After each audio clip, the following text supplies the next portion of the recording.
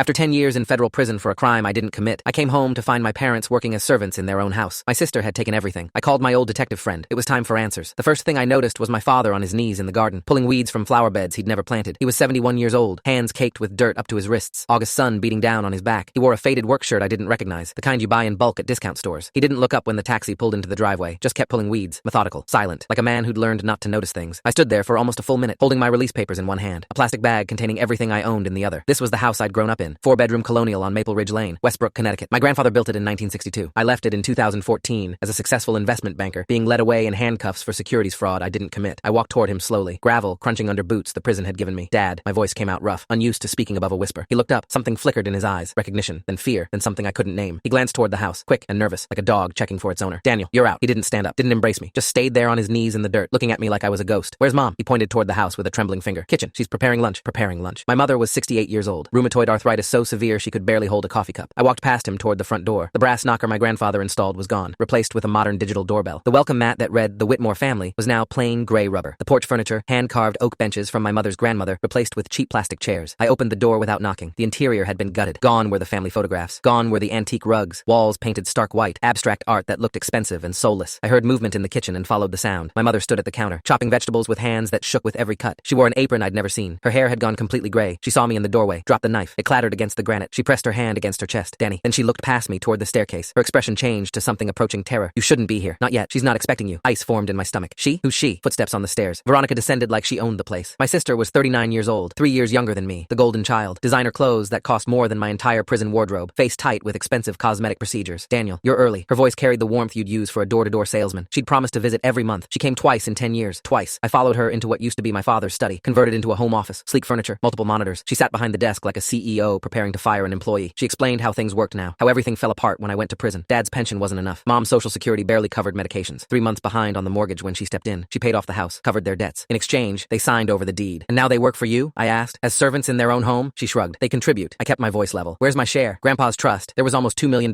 Half was designated for me. She laughed. Gone. Legal fees, medical bills. Your conviction cost this family everything. I studied her face. In prison, you learn to read people. When someone's lying, when they're scared. Her face was smooth, confident, but her left hand kept tapping a rhythm against the desk. Nervous. She was nervous. I left without another word. Walked 3 miles to a bus stop. $47 in cash. Release papers. A prepaid phone with 20 minutes of credit. I used 15 of those minutes on a single call. Frank, it's Daniel Whitmore. Silence on the other end. Then, Danny? Jesus Christ. You're out? Frank Castellano had been my friend since college. Georgetown roommates. When I went into investment banking, he joined the NYPD. By the time I was convicted, he'd transferred to the FBI's white-collar crime division. The only person who'd believed in my innocence from day one. I need your help, I said. Something's very wrong with my family. Full story is linked below or on my channel.